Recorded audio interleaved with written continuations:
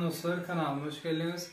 Bugün size Pervan Halmuratov'un Yatlayan Senat Aydın akortunu örgüzdüm. Aydın'ın öz orijinal tonu sol diyezdim diye. 3 akorttan oynuyoruz. Azerbaycan ritminde çalınıyor. Şöyle örgüzeyim.